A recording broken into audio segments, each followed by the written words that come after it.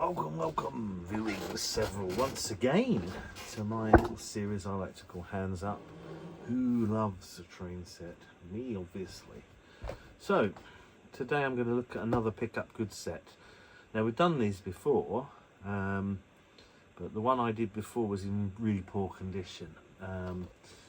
There were two versions of this set in 1983. One of them was this one, which doesn't come with a controller, which is R549. One of them was this one, which does come with a controller, one of these horrible ones. But this is in very poor condition, and I think this wagon is original, but I think it may well be that those two were changed. Anyway, this one is a little bit better, so I thought we'd have another look at it,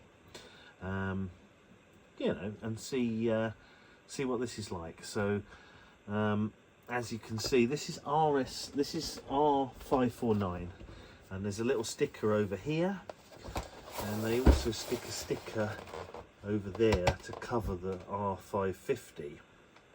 So you can also see it says this locomotive is not suitable for 01.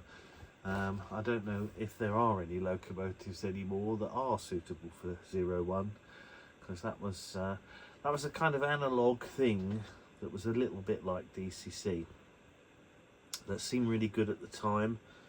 I never knew anyone who could afford one, so I never saw what they were like.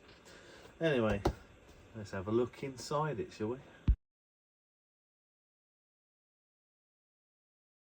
Right, this is extremely basic.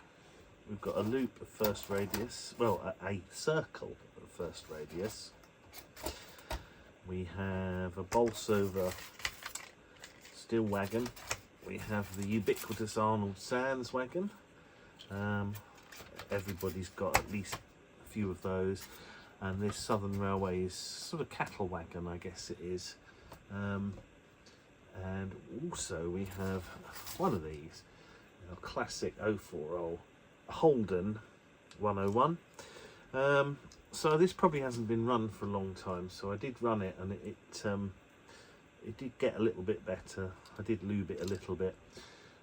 It is called Roger, so it always reminds me of Roger the alien from Family Guy, whose voice was an impersonation of Paul Lind, who did all of the best voices in the Hanna-Barbera cartoons of the 70s. So he did the Hooded Claw, I'll get you Penelope Pitstop. He did Mr. Peevesley from the Hair Bear Bunch. So Botch used to go, ooh, ooh, Mr. Peevesley, and he'd go, what is it now, Botch? So, and he did loads of those voices. Iconic voice, which it was nice that Family Guy, it's American Dad, gave Roger that voice as an impersonation. So whenever I see a loco with Roger, I always think of that, you know, these chocodiles, Haley, oh my God, kind of voice. But yeah, so anyway, let's set her up. What I'm going to do is I've had to film this a couple of times because I don't know what happened. The slow motion is on, and I've spent ages moving the sliders and mucking about with it, and nothing, and it fixes it, but nothing seems to be able to save it. And as soon as I save it or export it, whatever I do, those slow motion slider things just come back again. It doesn't matter if I do it in my iPhone, it doesn't matter if I do it in iMovie, it doesn't matter if I do it in QuickTime.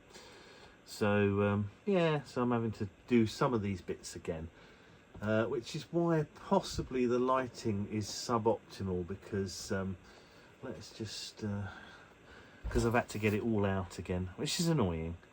But anyway, I'm hoping that the bits I filmed with it running are going to be okay. So let's find out, shall we? Right, here we are, we're on the track. So this is the track that came with it, and I've set it up with a contemporary power clip, and this controller I think is probably later one than would have come with this set. They were those funny little controllers that would, you know, they're funny with the thing on, but I don't like those. So we're going to use this controller for now, and we'll get it going. So I don't know if this Roger is a particularly fast one. I think it's a rocket Roger. So sometimes these 040 chassis can be a bit, if I speed it up, you can see this is a problem I had with a lot of my 040s. When I had those class D ones that I don't particularly like, until I got a new one that ran really well, they all ran like this with that horrible wobble at the front. I don't know what I can do about that. Do I take the motor out and kind of try and get the worm gear into the middle, the gear into the middle? Is it moving about because it's not engaged with the worm gear properly if it's slightly off centre? I don't really know, but it's very annoying. But this one seems particularly bad, and a couple of my old Class D ones from this era are the same. So we'll just give it some full whack. Yeah, it will go fast. Let's get her back down to a more normal speed. I'm going to push the track that way a bit. Now, as you know, I mentioned I've got two of these sets, and the other one was in worse condition, although we'll see if the loco runs a bit better. So I think this one, if I remember, this is not the best runner, but it's possibly a little better than this one. So it's still got that wobble. So I don't really know what that is or how to fix that. None of the, I've got quite a lot of these little Holden 101s, and I haven't really had any problems with any of the others. I've even got one that I've converted to DCC that will crawl like a beast, but I'm not sure what it is. It's obviously a mechanical thing. There doesn't appear to be anything wrong with the quartering, so I can only really guess that it's going to be the maybe it's slightly smoother, but it's still not very nice. So yeah, I'm going to put this one back.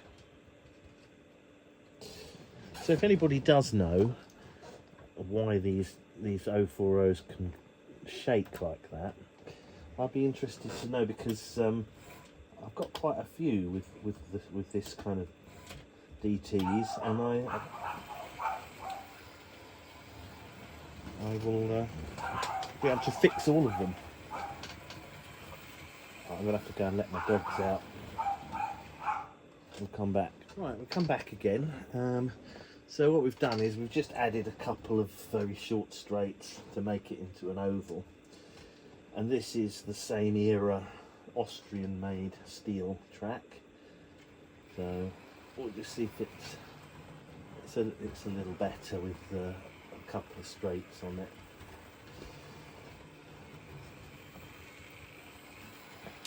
So yeah, I was just saying, if anybody knows if this front wheel wobble can be cured, I'd be interested to know. If you look, going backwards, we don't have the problem.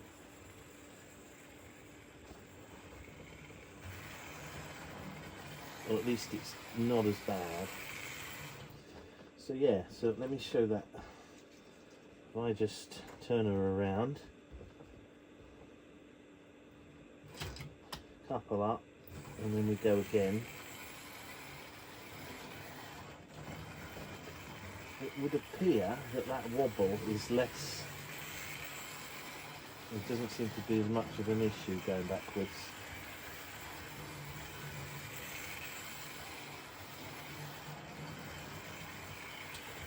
Not quite sure why it's hesitating over there, but I haven't really cleaned this track up.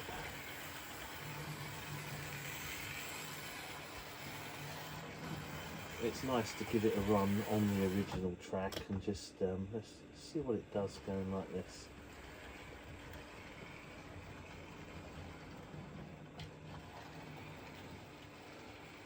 Yeah, I mean that's where it's hesitating there is the opposite the power clip. I suspect with a newer track it would be a lot better. Right, so interestingly enough, I've just replaced that bit of the old Austrian track with a piece of Chinese nickel silver track at the back there. And so it's just a conductivity issue. Easily fixed, but for now, I mean none of the straights were would have been in the set anyway. So, you know, I could just swap it out for whatever makes it work. So I want it to run well enough to do the running shots. So there we go. Anyway, we've been running, I don't know how long this has been in the box. It looks as though it hadn't been used much. And the track's pretty clean considering its age. So that's actually not bad now. And I'm not seeing as much wobble on the loco at all now. And that could be a directional thing. So I'm going to swap it and we'll go back the other way again and see if that wobble is there, because it may just be that my lubrication has gone in. Yeah, no, the wobble is there. So yeah, but it's running okay. So there we go.